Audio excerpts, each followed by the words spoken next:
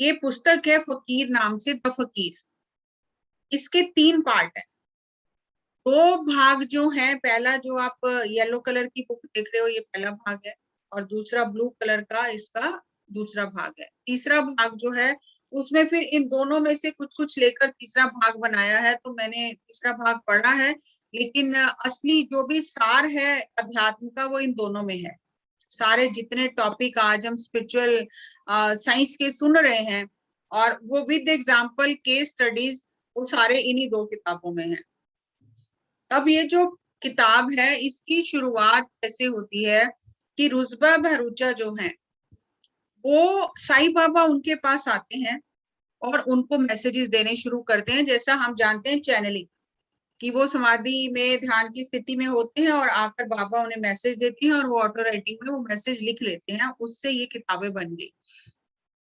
अब ये जो किताब है ये शुरू होती है एक स्टोरी से, और इस स्टोरी के आसपास पूरे स्पिरिचुअल जितने भी हमारे प्रिंसिपल्स हैं, लॉज हैं स्पिरिचुअल, जो हम पत्री सर से भी सीखते हैं, वो उस स्टोरी के आसपास सारे जो नियम हैं उनको केस स्टडीज के साथ में साईं बाबा उसको समझाते हैं उस पात्र को, और उस पात्र के माध्यम से ये स्टोरी आगे चलती है, और फिर हम उस स्टोरी के साथ में हम वो सारे लेसन जो हैं अच्छे से समझ सकते हैं। तो ये जो स्टोरी है ये एक राबदा करके एक पात्र है जिसको साईं बाबा मिलते हैं और उसको मैसेजेस देते हैं। अब जो ये राबदा है ये अपने लाइफ में बचपन से ही बहुत कठिनाइयां सहन की, फिर इसकी शादी हुई, बच्चे हुए, लड़का लड़की हुए, लेकिन इसकी मैरिड लाइफ बिल्कुल भी अच्छी नहीं थी। ना बचपन अच्छा बीता, ना मैरिड लाइफ अच्छी बीती। तो जिंदगी के पड़ाव में 40 साल की करीब इसकी उम्र हो गई। इसकी हमेशा अपनी वाइफ से अनबन रहती थी, लेकिन एक अच्छी आदत इसमें थी कि ये कभी पलट कर जवाब नहीं देता था। जो भी वो बोले ये चुपचाप सुनते रहता था, और ये साईं बाबा को बहुत मानता था कि बाबा सब ठीक करेंगे। तो ये पैसा बहुत था, सब कुछ था, लेकिन शांति नहीं थी, सुख नहीं था जीवन में। तो एक बार ये बहुत तंग आ गया अपने जीवन से, बीमारी भी लग गई, जीवन से बहुत तंग आ गया, और इसने फैसला कर लिया कि अब मुझे इस तरह से जीना ही नहीं, या तो मुझे अध्यात्म की खोज करनी है, मार्ग ढूंढना है, या मुझे फिर अपने जीवन को खत्म कर लेना है। तो इसने क्या किया, अपना सारा जो पैसा था अपनी वाइफ को उसकी जीविका के लिए उसके लिए इंतजाम कर दिया, अपने बच्चों के लिए इंतजाम कर दिया, और बाकी जो पैसा था अपनी जीविका के लिए लेकर एक गाड़ी लेकर, गाड़ी में सारा सामान रख के, खाने पीने का जो भी इसको चाहिए था, वो कुछ समय के लिए वो सारी तैयारी करके ये गाड़ी लेके घर से निकल गया, हमेशा के लिए घर को छोड़कर। अब ये जब घर को छोड़कर जाता है तो इसके अंदर वो विचारों का बवंडर चलता रहता है कि ये हुआ, बच्चे हैं, मैंने छोड़ दिया, मैंने ठीक किया, मैंने गलत किया, मेरी जिंदगी में ऐसा सब कुछ, वो पूरा इसके आगे मूवी चलती रहती है लाइफ की कि ये हुआ, मैं क्या करना है अब मुझे पता नहीं।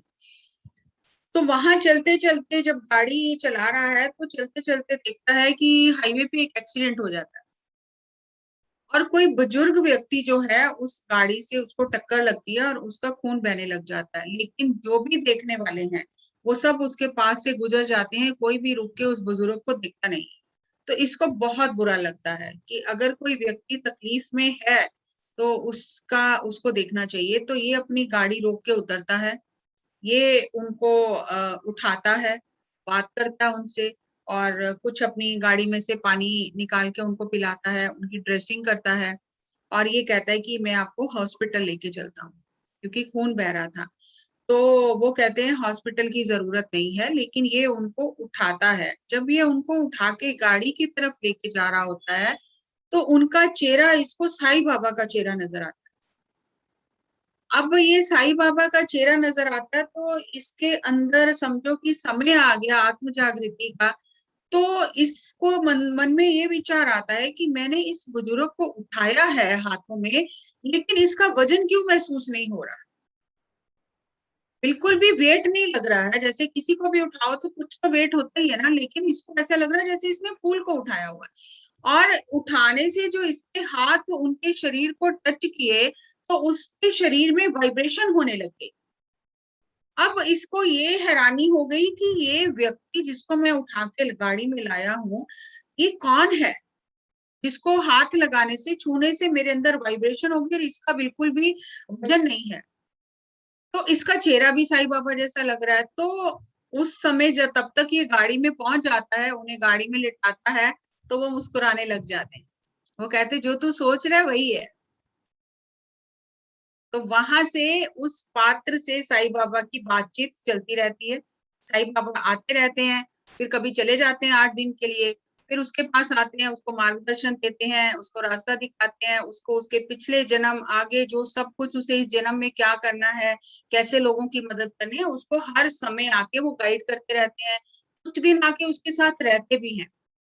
और फिर इस तरह से इसका ये जो पूरा दोनों बुक्स में ये सारे स्पिरिचुअल लेसन उसको बताते हैं साईं बाबा, कि आत्मा क्या सीखने आती है, क्या करने आती है, कैसे भटक जाती है, कहाँ चूक हो जाती है, कैसे सीखना है, कर्म सिद्धांत क्या है, मार्गदर्शन किसको देना चाहिए, हीलिंग करनी चाहिए नहीं करनी चाहिए, जो व्यक्ति आत्मा जो शरीर छोड़ के चली जाती है उसकी यात्रा क्या है, और जो पीछे रह जाते हैं उन्हें कैसा कैसे करना चाहिए, रीति रिवाज करने चाहिए नहीं करने चाहिए, रोना चाहिए नहीं रोना चाहिए, इस तरह की बीमारी क्यों आती है।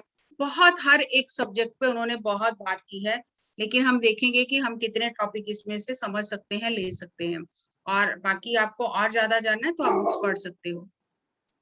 अब वहां पर इसकी साईं बाबा से बातचीत शुरू होती है।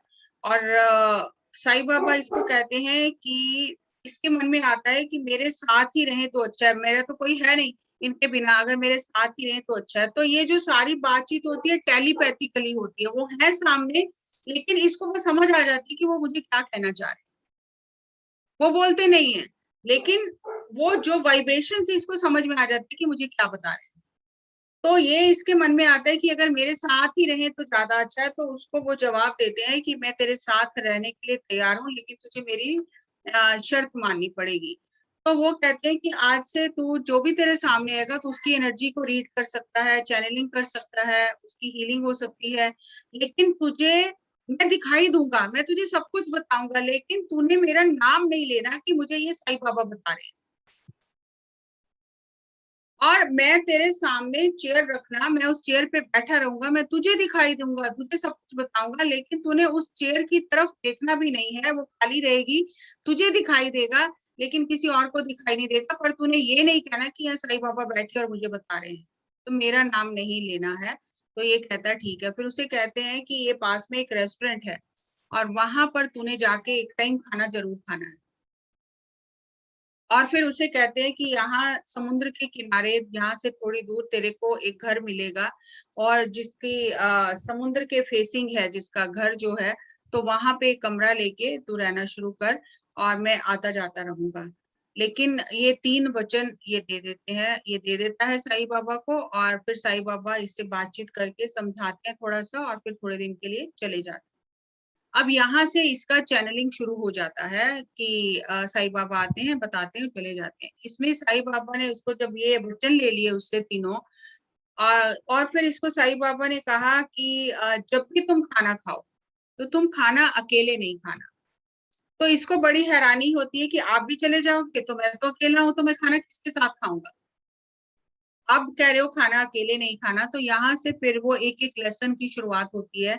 तो साईं बाबा उसको कहते हैं कि तुम कभी भी अकेले नहीं, हमेशा तुम्हारे स्पिरिट गाइड तुम्हारे साथ रहते हैं। हर एक आत्मा के 2 स्पिरिट गाइड होते हैं।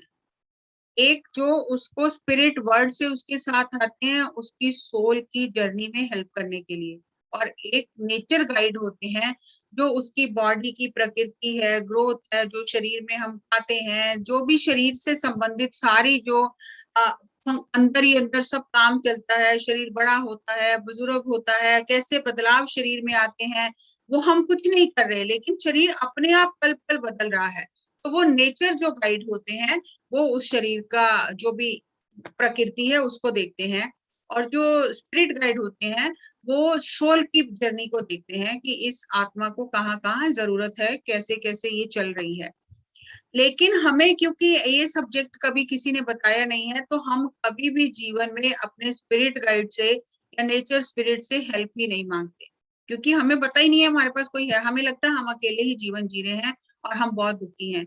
तो साईं बाबा उसे कहते हैं कि जब भी तुम खाना खाने बैठो, तुम बस अपने मन में ये भाव रखो कि मेरे जो भी स्पिरिट गाइड हैं, जो भी मेरे देवदूत है मेरे साथ, वो भी मेरे साथ आके भोजन करें। बस इतना कहने मात्र से ही तुम्हारा उनसे जो रिलेशन है, संबंध है, वो मजबूत होना शुरू हो जाएगा। वो तो तुम्हारे साथ है लेकिन तुम देख नहीं पा रहे, वो तो तुम्हें देख रहे हैं। कभी एक तरफा संबंध है, उनकी तरफ से है, तुम्हारी तरफ से नहीं। अगर हमें किसी से संबंध बनाना होता है तो हम क्या करते हैं, उसको अपने घर खाने पे बुलाते हैं, फिर उससे हमारी फ्रेंडशिप हो जाती है, फिर धीरे धीरे फ्रेंडशिप बढ़ती जाती है और हम अच्छे मित्र बन के एक दूसरे की मदद करने लगते हैं। तो ये अपने देवदूतों के साथ में फ्रेंडशिप करने के लिए हमें उन्हें बुलाना चाहिए। इससे क्या होगा, जब हम 3 टाइम खाना खा रहे हैं, 3 टाइम हम उन्हें याद कर रहे हैं, बुला रहे हैं, तो वो हमारे एक प्रैक्टिस बन जाएगी। हमें ये हमेशा हमारे अंदर ये बात रहेगी कि हम अकेले नहीं हैं, हमारे साथ हमारे स्पिरिट गाइड हैं। तो फिर जब कभी जरूरत पड़ेगी, जब कभी हम कठिनाई में होंगे, तो हमें उनकी याद आ जाएगी कि हम उनसे मदद मांग सकते। तो फिर हमारी हिम्मत बन जाएगी और हमें ये पता रहेगा कि हम अकेले कभी भी नहीं है। क्योंकि जिस तरह हम अपने बच्चे को अकेला नहीं छोड़ते, मेले में हम कहीं लेकर जाते हैं, भीड़ भाड़ में हम बच्चे को कभी भी उसकी उंगली नहीं छोड़ते हैं, इस तरह हम ईश्वर के बच्चे हैं और इस दुनिया की भीड़ में हम आए हैं, इस मेले में घूमने आए हैं। तो ईश्वर भी अपने बच्चों को कभी अकेले नहीं छोड़ता है। तो दो उसके साथ स्पिरिट गाइड रहते हैं, और दो तो हर एक के साथ होते हैं, चाहे वो ध्यान कर रहा है नहीं कर रहा है, अमीर है गरीब है, भगवान को मानता है नहीं मानता, दो हर एक के साथ होते हैं। लेकिन इससे ज्यादा हो सकते हैं उस सोल की जो अवस्था है। अगर बहुत इवॉल्व सोल है, उस हिसाब से उसके पास ज्यादा भी हो सकते हैं। दो तो सबके साथ होते हैं। तो हमें ये प्रैक्टिस उसको बताते हैं साईं बाबा कि तुम ये प्रैक्टिस करो कि जब भी तुम खाना खाने बैठो, उन्हें याद करो कि आप आकर मेरे साथ भोजन करें। वो तुम्हारे माध्यम से उस भोजन को ग्रहण करेंगे, क्योंकि उन्हें कुछ नहीं चाहिए तुमसे, लेकिन सिर्फ एक याद करने से ही तुम्हारी तरफ से उनसे संबंध मजबूत होता जाएगा। तो उससे तुम्हें आगे रास्ता मिलेगा, हेल्प मिलेगी, और तुम उन्हें याद करके ही खाना खाना। तो उसे बहुत हैरानी होती है और फिर वो कहता है कि ठीक है, आपने जो मुझे समझाया है अब मैं ये ऐसे ही करूंगा। तो फिर वो जब भी खाना खाने जाता है उस रेस्टोरेंट में या घर पे भी जब वो कुछ खाता है, तो वो अपने स्पिरिट गाइड को याद करता है कि आप भी मेरे साथ आके खाओ। और उससे आप ये प्रैक्टिस हम सभी कर सकते हैं। ऐसा नहीं है कि उसको बताया तो हम नहीं कर सकते, हम सबके लिए ये लेसन है कि जब भी हम खाएं, आप अपने स्पिरिट गाइड को याद करें। आप देखोगे आपके खाने का स्वाद बढ़ जाएगा, क्योंकि आप ग्रेटिट्यूड के साथ खा रहे हो। और आपको हमेशा इस बात का एहसास रहेगा कि मैं अकेला नहीं हूं, और आपका ये एक आदत बन जाएगी कि आप उन्हें हमेशा याद ही रखोगे। और जब भी फिर आपको कभी भी कोई मार्गदर्शन की जरूरत हो, तो आपको बहुत जल्दी ये बात याद आ जाएगी कि मैं अपने स्पिरिट गाइड से गाइडेंस ले सकता हूँ। उनका ये नियम है, नेचर का ये नियम है कि वो आपके साथ हैं, लेकिन जब तक आप गाइडेंस मांगोगे नहीं, वो देखते रहेंगे, वो गाइड कर नहीं सकते, वो नियम को तोड़ नहीं सकते, वो देखते रहेंगे। लेकिन जब आपको कुछ भी दिखाई नहीं दे रहा, लेकिन आपने अपने मन में ये सोचा कि मेरे जो भी स्पिरिट गाइड हैं इस सिचुएशन में वो मेरी हेल्प करें, मुझे मार्ग दिखाएं, तो आपको कहीं ना कहीं से रास्ता मिल जाएगा। कहीं आपने यूट्यूब पे कोई ऐसा वीडियो देख लिया, अचानक खुल गया, कोई बुक अचानक आपके हाथ में आ गई, किसी फ्रेंड का फोन आ गया, उसने आपसे कोई बात की, किसी मास्टर का फोन आ गया, कहीं ना कहीं से, जरूरी नहीं है कि आपको अंदर से आवाज ही आएगी, किसी भी माध्यम से आपको अपने प्रश्न का उत्तर मिल जाएगा। वो आपको इस बात का एहसास दिलाएंगे कि हम आपके साथ हैं। तो ये बहुत अच्छी प्रैक्टिस है, और जब से मैंने ये बुक पढ़ी है, मैं हमेशा इस चीज की प्रैक्टिस करती हूँ। लेकिन अभी भी जब मैं घर से कहीं बाहर जाऊं 2-4 दिन के लिए, तो मैं भूल जाती, फिर भूल जाती। घर में रहती हूँ तो याद रहता है, लेकिन कहीं बाहर जाती हूँ तो फिर मैं भूल जाती हूँ। फिर बीच बीच में याद आता है कि अरे मैंने याद नहीं किया, पर ऐसे ही चल रहा है। बट ये बहुत अच्छा प्रैक्टिस है। इससे हमारी एनर्जी जो है वो बहुत चेंज हो जाती है और हमारी जो हिम्मत है बहुत बढ़ जाती है। तो ये चीज हम सभी प्रैक्टिस कर सकते हैं। और हमारी लाइफ में जो भी हमें वरदान कहें, हम सुख कहें, जो भी हमें पुण्य के कारण मिलता है, वो हमें ये देवदूत ही समय समय पर देते रहते हैं। हमेशा हम इनकी छत्र छाया में हैं, हम कभी भी अकेले नहीं हैं। जितने भी हमारे कोई हमने अच्छे पुण्य जो पूर्व जन्मों में किए हैं, तो वो हमें भोग के रूप में समय समय पर ये हम तक पहुंचाते रहते हैं। और जो भी हमारे हमने जो दुष्कर्म किए हैं, जो बैड कर्मा किए हैं, उनका भी फल हमें साथ साथ आता रहता है, मिलता रहता है। लेकिन हमेशा हम इनकी छत्र छाया के नीचे ही होते हैं। जैसे एक छतरी के नीचे होते हो तो बारिश जो है उसकी बूंदें भिगोती तो हैं, लेकिन उतना नहीं भिगोती जितना छतरी के बिना भिगोती। तो ये हम हमेशा इनकी छत्र छाया में रहते हैं। हमें लगता है कि हम बहुत दुखी हैं, लेकिन हमें सिर्फ वो दुख बारिश की बूंदों जितना आता है, क्योंकि हम हमेशा इनकी छत्र छाया में रहते हैं। अगर हम याद करते रहें, हमेशा ध्यान करें, अब इस मार्ग पर चलें, तो हमेशा ये जो देवदूत हैं ये हमारी सुरक्षा करते हैं। अब यहाँ पर एक बहुत अच्छी स्टोरी मैं ऐड कर रही हूँ कि एक व्यक्ति बहुत दुखी था। तो वो ये सोचते सोचते सो गया कि लोग कहते हैं भगवान मदद करता है, भगवान मदद करता है, लेकिन भगवान भी नहीं सुनता, दुख के समय पे भगवान भी छोड़ देता है। ऐसी बातें सोचते सोचते वो सो गया कि कोई किसी का नहीं है, भगवान भी नहीं है। और उसने सपना आया उसको, और सपने में उसने देखा कि वो समुद्र के किनारे टहल रहा है। और जब वो समुद्र के किनारे टहल रहा है तो दो तो उसके कदमों के निशान है, दो कदमों के निशान और चल रहे हैं, लेकिन साथ में कोई भी नहीं है। तो उसे बड़ी हैरानी होती है कि ये कौन है, ये किसके, जो मैं चल रहा हूँ मेरे तो निशान बन रहे हैं, लेकिन मेरे साथ दो निशान और किसके बन रहे हैं, क्योंकि मुझे तो दिखाई कोई नहीं दे रहा। तो इसको अंदर से आवाज आती है कि परमात्मा इसको कहते हैं ये मैं हूँ, मैं तुम्हारे साथ चल रहा हूँ। और कभी भी तुम अकेले नहीं हो, तुम्हें लगता है तुम अकेले हो, लेकिन तुम कभी भी अकेले नहीं हो, मैं हमेशा तुम्हारे साथ रहता हूँ। और फिर कुछ समय वो चलता है तो देखता है कि आगे जाके दो निशान मिट गए और दो ही रह गए। तब इसके मन में आया कि इसका मतलब ये हुआ कि दुख के समय परमात्मा ने भी मेरा साथ छोड़ दिया, मैं अकेला ही रह गया और मुझे छोड़कर परमात्मा भी चला गया दुख के समय। तो उस समय फिर उसे अपने अंदर ही सपने में आवाज आती है अंदर से कि ये जो निशान तुम देख रहे हो ये तुम्हारे कदमों के निशान नहीं है, ये मेरे कदमों के निशान है। दुख के समय मैं तुम्हें गोदी में उठा के चल रहा हूँ, तो तुम्हारे कदमों के निशान तो है ही नहीं, ये मेरे ही कदमों के निशान है। हमेशा दुख के समय मैं तुम्हें गोदी में उठा लेता हूँ। लेकिन क्योंकि हम अपने आप की शक्तियों को पहचानते नहीं है, हम ध्यान नहीं करते, हम अपनी ऊर्जा को नहीं बढ़ाते, तो हमारे जीवन में जो नहीं है उसको देख देख के हम रोते रहते हैं। लेकिन हमें जो मदद मिल रही है, कितना बड़ा दुख आना था जो थोड़े में कट गया, उसकी तरफ हमारा ध्यान नहीं जाता और हम सिर्फ अभाव को देखकर रोते रहते हैं। इसलिए हमें देवदूतों का, परमात्मा की उपस्थिति का एहसास ही नहीं होता। तो यदि हम हर समय ये याद रखें और उन्हें याद करते रहें, तो हमारी तरफ से संबंध मजबूत हो जाएगा और फिर हमें किसी ना किसी माध्यम से उनकी प्रेजेंस फील होती रहेगी। बहुत सारे लोग ध्यान में अनुभव शेयर करते हैं कि हमें ऐसा लग रहा है हमारे साथ बैठ के कोई ध्यान कर रहा है, किसी की सांसों की आवाज आ रही है, हमें किसी ने छू लिया है, ऐसे लग रहा है कोई छू के गया है और वो वाइब्रेशन बहुत फील हो रही है। तो वो हमारे जो गाइड्स होते हैं वो हमें अपनी प्रेजेंस फील कराते हैं। जैसे किसी को खुशबू आती है, ध्यान कर रहा है, आसपास कोई अगरबत्ती नहीं, खुशबू आ रही है, वो खुशबू कहाँ से आ रही है, वो हमारे गाइड्स हमें अपनी प्रेजेंस फील कराते हैं कि हम अकेले नहीं है, वो हमारे साथ है। अब एक लेसन ये हो गया। फिर उसके बाद साईं बाबा थोड़े टाइम के लिए उसको छोड़कर चले जाते हैं कि तुम अब यहाँ पर सेटल हो जाओ। फिर एक दिन वो बहुत याद करता है कि बहुत दिन हो गए मुझे साईं बाबा मिले नहीं, तो फिर साईं बाबा जब भी याद करता आ जाते हैं। फिर साईं बाबा उसको ये बताते हैं कि तीन तरह के लोग हैं जिनके तीन तरह के विश्वास हैं। हमें लगता है हम भगवान के आगे बहुत प्रार्थना कर रहे हैं, भगवान हमारी प्रार्थना नहीं सुनता है, कुछ लोगों की सुनता है, कुछ लोगों की नहीं सुनता है। तो उसके मन में ये सवाल थे, तो साईं बाबा ने फिर उसके सवालों के जवाब दिए कि ऐसा नहीं है कि भगवान एक की प्रार्थना सुनता है, एक की नहीं सुनता। तो उन्होंने बताया कि 3 तरह के लोग हैं और 3 तरह के उनके भरोसा है भगवान पर।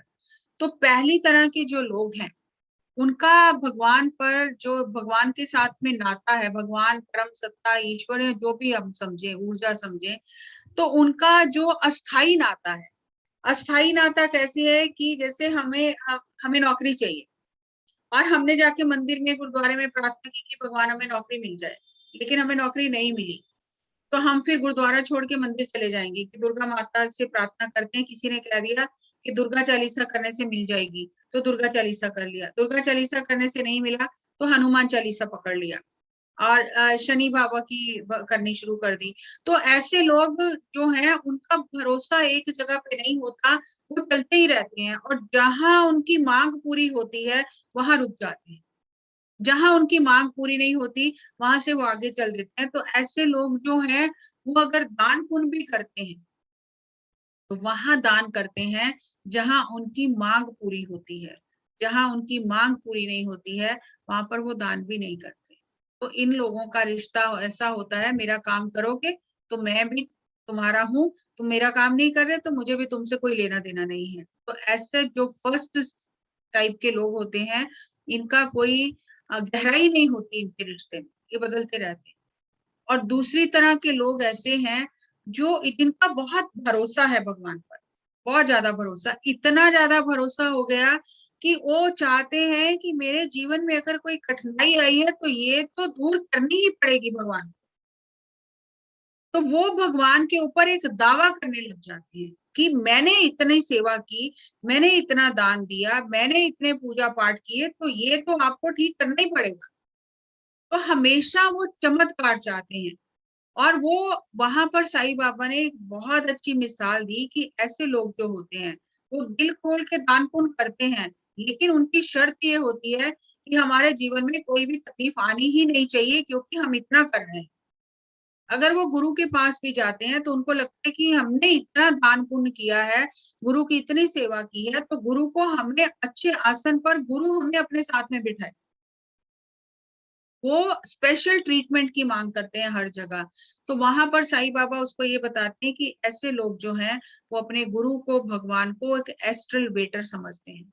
जैसे हम रेस्टोरेंट में जाते हैं और हम मेन्यू कार्ड देखते हैं और हमने ऑर्डर किया, तो हमारा हक बनता है कि वेटर को वो लेकर आना ही है, टाइम से लेकर आना है, क्योंकि हम पे कर रहे हैं। तो ऐसे लोग जो हैं, वो कॉस्मिक किचन, उन्होंने बोला कॉस्मिक किचन में वो गुरु को एक वेटर की तरह समझते हैं कि मैंने जो मांगा है तुम्हें देना ही पड़ेगा, क्योंकि मैं इतना कर रहा हूं तो तुम्हें करना ही है ये। तो ऐसे लोग जो हैं, उनका भरोसा जो है वो होता है, लेकिन गिव एंड टेक रिलेशनशिप पर, कि दो तो मैं भी दे रहा हूं, मैं दे रहा हूं तो तुम्हें देना पड़ेगा। इन्हें सीखने के लिए कुछ समय चाहिए, इनके अंदर रिश्ते में गहराई आने के लिए, परमात्मा के रास्ते पर चलने के लिए इन्हें कुछ समय चाहिए।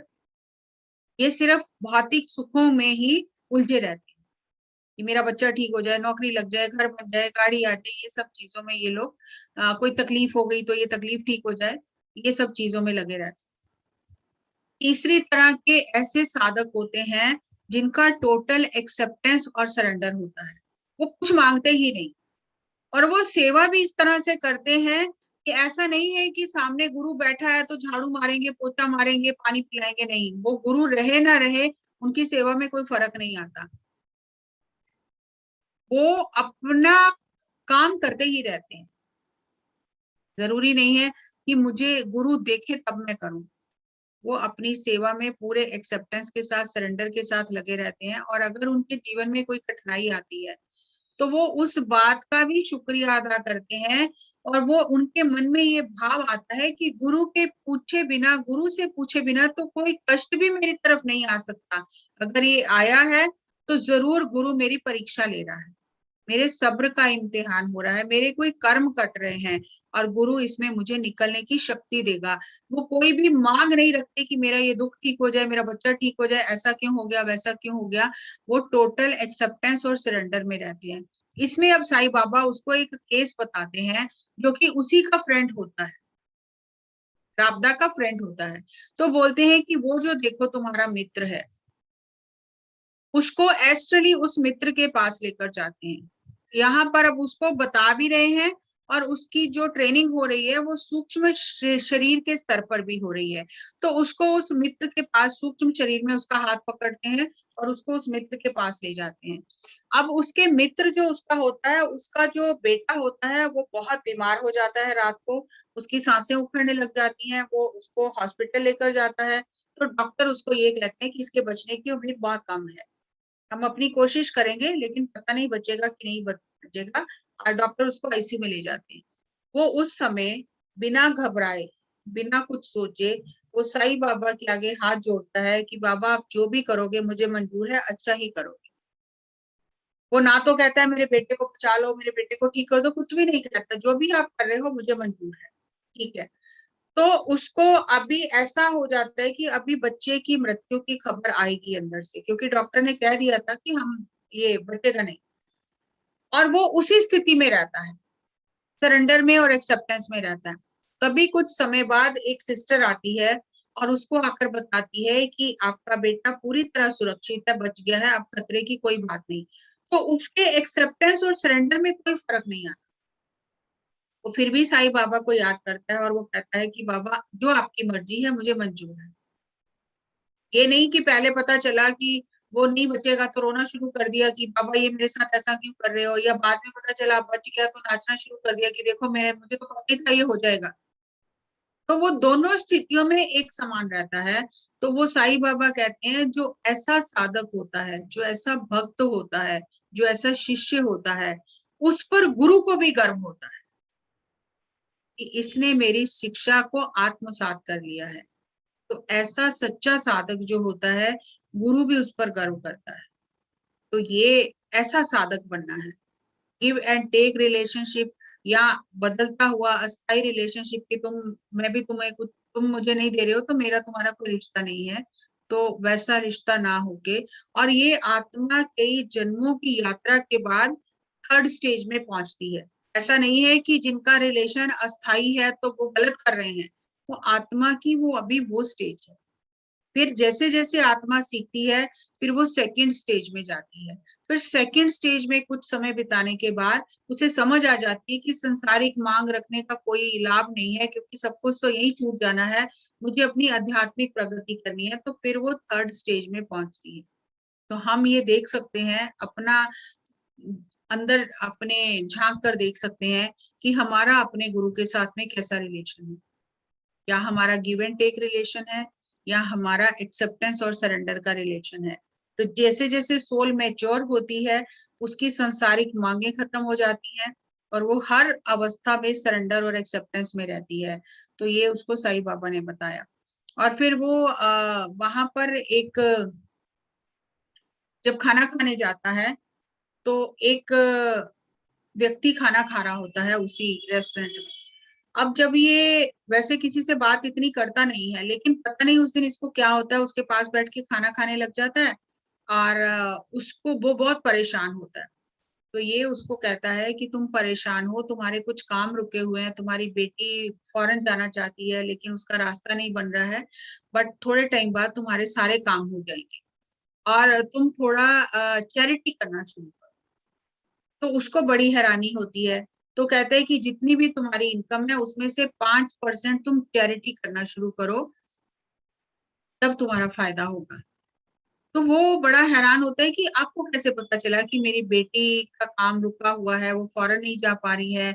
और फिर उसे याद आता है कि उसकी मदर हमेशा चैरिटी करती थी, और मदर के जाने के बाद उसने वो चैरिटी करना बंद कर दिया। तो उससे लगा कि ये आपको कैसे पता चला। फिर वो उसको बोलता है आप चैरिटी करो। तो वो व्यक्ति को बहुत अच्छा लगता है, और थोड़े दिन बाद उसकी जो बेटी का वीजा भी लग जाता है।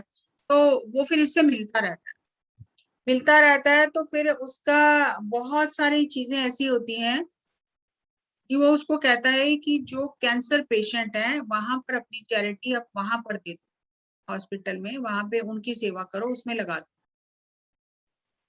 और कुछ समय बाद इसको व्यक्ति को ये खबर मिलती है कि उसकी बेटी के हस्बैंड को कैंसर हो गया है। और बड़ी इसको हैरानी होती है। तब ये फिर इसके पास आता है, राबता के पास, और कहता है ऐसा ऐसा हो गया। तो उसने फिर उसको बताया कि इसीलिए जब तुम चैरिटी नहीं कर रहे थे तो मेरे मन में आया कि तुम 5% चैरिटी करो और उन लोगों को हेल्प करो जो कैंसर पेशेंट है, ताकि जो आने वाले समय में ये इस बीमारी से जो तुम्हारा दामाद जूझेगा, लेकिन जो ऑलरेडी इस बीमारी से जूझ रहे हैं, जब उन्हें दवाइयां मिलेंगी, उनकी सेवा होगी, तो वो आशीर्वाद देंगी, और वो जो उनके आशीर्वचन होंगे वो तुम्हारे दामाद के काम आएंगे, तो तुम उस अवस्था से निकल जाओगे। तो उसे बहुत हैरानी होती है। फिर वहां पर उसको एक चीज और बताते हैं, एक और केस स्टडी के माध्यम से, कि लोगों को लगता है कि हमारी बीमारी ठीक होने से ही हमें इस बात पे भरोसा होता है कि मास्टर हमारे साथ।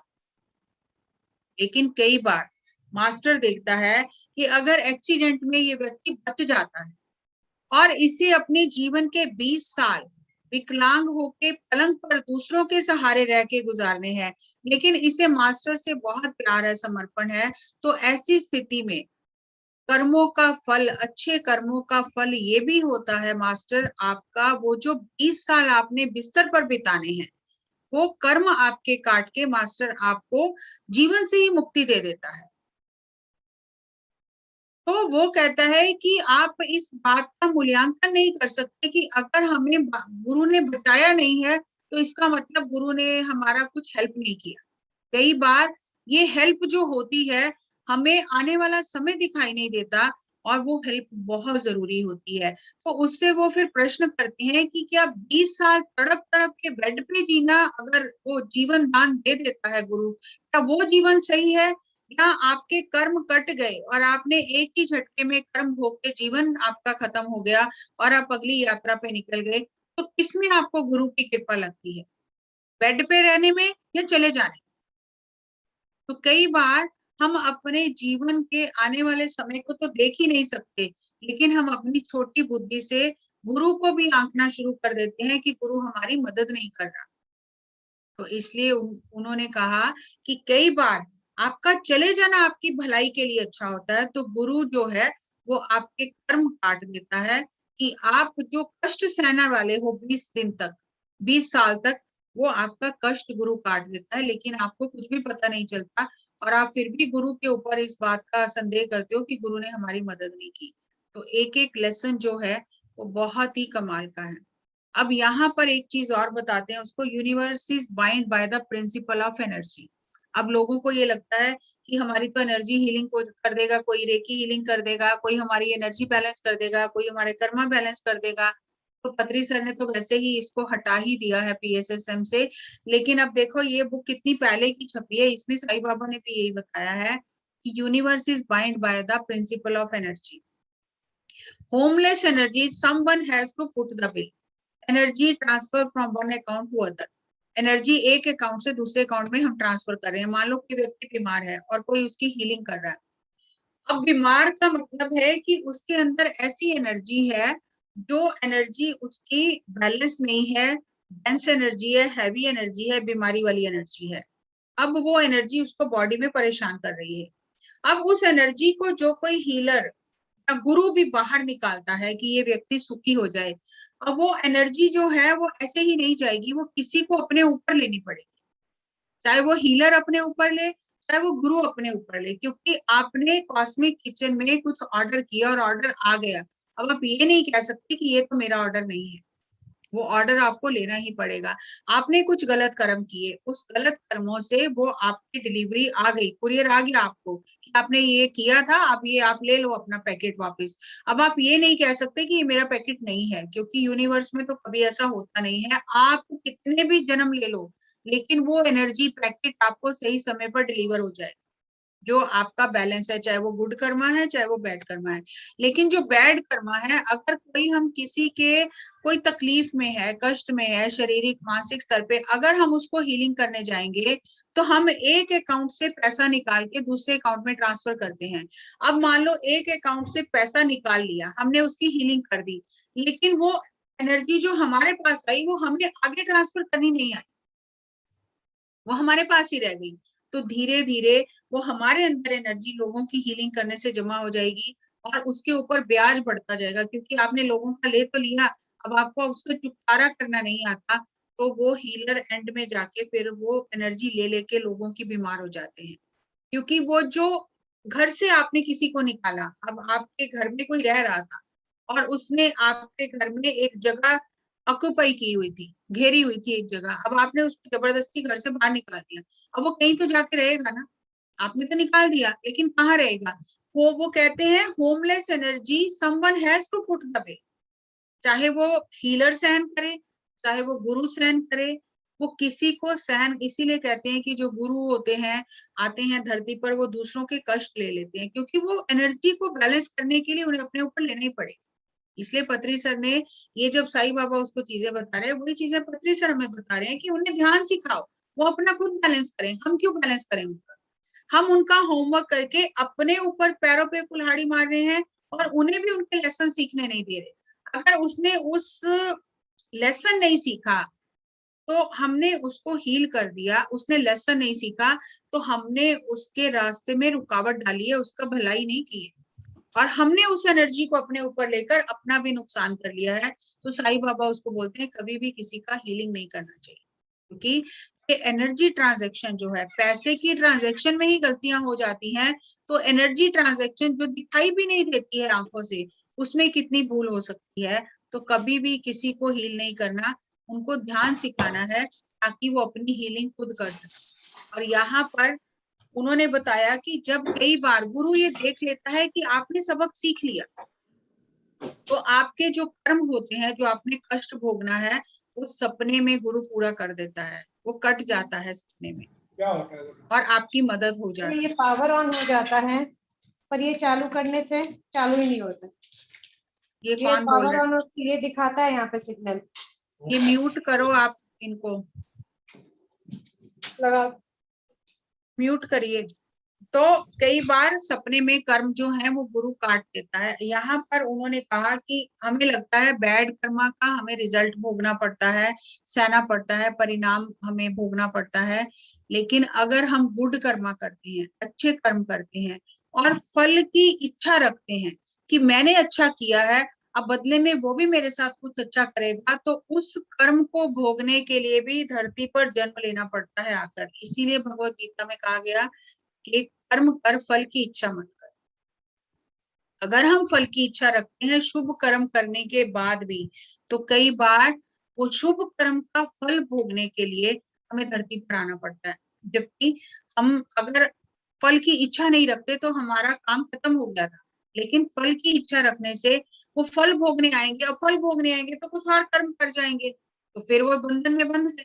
तो यहाँ पर उन्होंने कहा कि कर्म करो अच्छे, लेकिन उनको भूलते जाओ। जैसे एक मुहावरा भी है, नेकी कर दरिया में डाल, भूल जा कि मैंने कुछ किया है, ताकि कर्म के बंधन में ना बंधे, कर्ता भाव में रहे। तो यहाँ पर एक केस स्टडी उन्होंने और बताई कि एक व्यक्ति था, उसके मोहल्ले में दो बच्चे रहते थे, उन बच्चों के माता पिता की डेथ हो जाती है, अकेले रह जाते हैं, तो वो व्यक्ति को तरस आ जाता है, वो उन बच्चों को पाल लेता है, और उसके मन में ये बात आती है कि जैसे बचपन में मैंने इनको पाला है, पाल पोस के बड़ा किया है, बुढ़ापे में ये मेरा सहारा बने, ये सोचकर वो उसके मन में इस इच्छा से उन बच्चों को पालता है। लेकिन उसी मोहल्ले में एक बहुत बड़ा आर्टिस्ट रहता है और एक बच्चे का बहुत इंटरेस्ट होता है आर्ट में, तो वो आर्टिस्ट जो है वो उस बच्चे को ले जाता है अपने साथ और वो बच्चा उसके साथ चला जाता है। तो इस जो ये जो व्यक्ति जिसने पाला था, इसको बहुत दुख होता है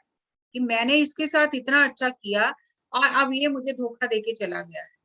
इस तरह उसके मन में जो उसने उसके लिए अच्छा किया, वापस पाने की चाह में, और वो चाह पूरी नहीं हुई, तो उस व्यक्ति की भी जब समय आता है मृत्यु हो जाती है, लेकिन उसके मन में इस बात का बहुत पश्चाताप रहता है कि बुढ़ापे में मेरी सेवा करने के लिए वो व्यक्ति ने धोखा दिया, उस बच्चे ने रुका नहीं मेरे पास। अब अच्छा कर्म तो किया था, लेकिन फल की इच्छा वापस रह गई। फिर अगले लाइफ टाइम में वो व्यक्ति एक स्त्री बनकर आता है, और एक जो बच्चा है उसका बेटा बन के आता है, और एक जो बच्चा चला जाता है कलाकार के साथ, वो उसके बेटे का फ्रेंड बन के आता है, क्लोज फ्रेंड बन के आता है। तो इनके घर में आना जाना लगा रहता है, और उस औरत के और भी बच्चे होते हैं, लेकिन एक बार रात के समय उसे हार्ट अटैक होता है। हार्ट अटैक होता है, उसे डॉक्टर के पास ले जाते हैं। डॉक्टर कहता है इसके बचने की उम्मीद बहुत कम है। और उस समय साईं बाबा आते हैं, और साईं बाबा एक उसका जो दोस्त होता है उसको एस्ट्रली साथ लेके जाते हैं और उसको कहते हैं कि तू इसकी एस्ट्रली हीलिंग कर। अब ये कहता है मुझे तो हीलिंग करनी आती नहीं है।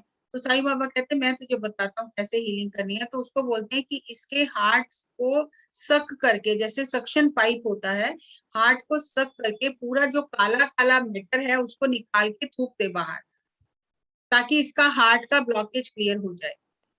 और तेरा कर्जा है इसके ऊपर पिछले जन्म का, तो तुझे ये करना ही पड़ेगा। तो ये करता है, और फिर इसको साईं बाबा करा के, और इधर डॉक्टर सर्जरी कर रहे होते हैं। डॉक्टर कहते हैं कोई बचने की उम्मीद नहीं है, लेकिन जो एस्ट्रली सर्जरी हो रही होती है, एस्ट्रल काम हो रहा होता है, उसकी वजह से वो औरत बच जाती है।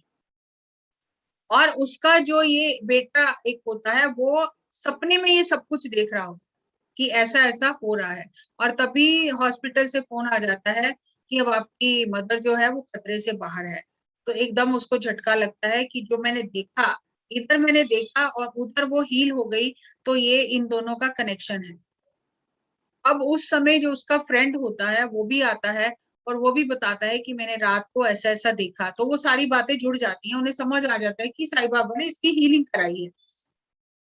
अब वो उसके जब सारे बेटे बेटियां होते हैं वो उस लेडी को छोड़ देते हैं, और वो बहुत फिर उसका जीवन कष्ट में हो जाता है, बीमार हो जाती है, बेड पे आ जाती है, 4 साल तक बहुत कष्ट में रहती है, और हर दिन साईं बाबा से ही प्रार्थना करती है कि मुझे यहाँ से उठा लो, मैं और कष्ट नहीं सहन कर सकती हूँ। और ये जो दोनों होते हैं, ये दोनों उस समय उसकी सेवा करते हैं 4 साल। तो वो जो पिछले जन्म का कर्जा था, सेवा नहीं की थी और ये कराना चाहती थी, उस सेवा कराने के लिए इससे दुख झेलना पड़ा। अगर ये सेवा कराने की इच्छा नहीं रहती मन में, तो हार्ट अटैक में इसकी मृत्यु हो जाती। और ये 4 साल जो जीवन झेला है, दुख झेला है, सेवा का फल पाने के लिए, वो नहीं पाना पड़ा। तो साईं बाबा उसको ये समझाते हैं कि अच्छे कर्म भी किए तो कभी भी फल पाने की इच्छा ना करो, क्योंकि फल पाने की इच्छा करने से आप नहीं जानते हो कि आपको कितना कष्ट उसके लिए सहना पड़ेगा। अगर आपने किसी की सेवा की, वो बेड पे था, अब आप ये चाहते हो कि मैंने की वो भी मेरी करेगा, तो उल्टा हो जाएगा, आपको बेड पे रहना पड़ेगा, वो सेवा करेगा। तो ये अच्छे कर्म का फल कैसा हुआ? तो हमें अच्छे कर्म करने हैं, फल की इच्छा नहीं रखनी। तो आज के लिए इतना ही। हमने जो सबक सीखे हैं उन्हें हम जीवन में उतारें, और ये सारी प्रैक्टिकल चीजें हैं, थ्योरी नहीं है कि आप सुनो और फिर भूल जाओ, नहीं, इन चीजों को जीवन में उतार कर तभी हम आगे बढ़ सकते हैं। तो थैंक यू वेरी मच, आपने मौका दिया।